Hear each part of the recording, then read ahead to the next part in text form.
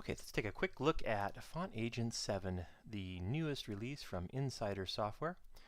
Here we're looking at the main interface. If you notice, it's very different from the old version 6 of FontAgent Pro, but it still functions the same and gives us the same great features. Here we're looking at the table view. It gives you 3 columns to look at, plus a viewing area. And over on the left, we have the area where we have our sets, smart sets, system sets, managed fonts, and we even have a great new feature that shows import history. So if you need to look back in time for some fonts that you may have uploaded, say, a week ago or 2 weeks ago, we do give you an import history there where you click on it and it will show you the fonts that were imported on that particular date. Very handy little feature to find fonts you may be looking for from an old project or one you're currently working on. Okay, so let's take a look at My Sets to start. Up in My Sets, we have, of course, a number of different sets here to choose from. You can always activate them here or deactivate them. You can find out a little information about that set. You can make it a startup set if you like. A lot of different things we can do there. We can even select a font and learn more about that font if we want to by selecting Font over here on the left. This is our information pane, and if you notice, there's tons of information that can be accessed in a font. FontAgent Pro gives you a ton of metadata access, as well as important things such as the designer, the URL where maybe it was purchased, as well as copyright information. All these things are very helpful in making the proper decision when choosing a font. As you can see, we click through them and gives us more and more information. Gives you some insight into the design of actually the font itself, which I can find very handy while I'm picking fonts for a project. And you can have, of course, many sets as you like to add fonts into FontAgent Pro. Again, it's just through the import in the menu, or just again drag and drop that folder. It will still verify those fonts as it always has, which is very nice, making sure they'll print and rip as expected. Smart sets is very easy to create. If you notice here, we have one set for ratings. We now allow you to rate your fonts. If I scroll over, you can see we have a rating here. We've rated these all at 5 and set up that smart search as such. And as we add more rating 5 fonts, that will give us that information. And again, I'm looking in the table view here. It gives me a lot of lovely information that I can deal with when I'm choosing a font. But I also have a preview view, which is very handy.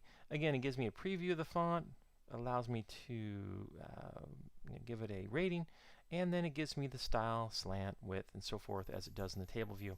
It also lets me know what type of font it is. In this case, it's an open type, and of course I can always activate it anywhere. This is a very common thing you've seen in older versions of FontAgent Pro. Anywhere you look, there's an activate button. In this case, it's just moving that slider forward, and now it's activated. And we can show that here in the activation window. It shows that it is activated, in fact, and it has been activated one time. Okay, so let's move on. System sets. Take a look at what's going on in the System Fonts folder, Home Library Fonts folder. If we want to look at fonts that have been activated, we can do that. We can look at fonts that have been auto-activated by an application such as Adobe InDesign, Illustrator, QuarkXPress, and by the way, we have plugins that support all of those applications, including the current summer release of Adobe Creative Cloud. And you can access those in the Tools menu and just say Install Plugins. A window will come up which is very handy. It says they're all up to date. This is wonderful. And it gives us a list of all the applications that I have installed on the computer here. And you can see I've got Creative Cloud 2014, 2015, and some others, including some old QuarkXPress. And it allows me to use plugins on all those. Very, very handy feature, and easy to take a look at and re-update if you have issues. Okay, so we've looked at plugins. We've talked about different views, the table view, the preview view. We've showed you smart sets and My Sets, how to drag and drop folders in. Let's take a look at some other ways you can view fonts. And what I like to do, of course, is just select a folder here. Let's say this Frutiger, and take a look at that. If I go into the table mode, what you'll notice is now I can get a list in my compare mode of what I'm looking at as far as fonts. And these aren't as fancy as I'd like, so maybe I'm going to go up and look at the control fonts. Oh, these are a little more fun, a little more interesting. And now I can actually print out a font book if you will, to share with a group or my client. This is a very handy feature too. I can also enter in any name that I like or size.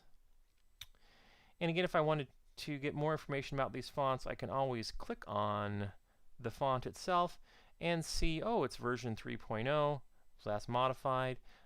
There's a copyright on it in 1998 and 2005. It must have been modified, so there's all good information there.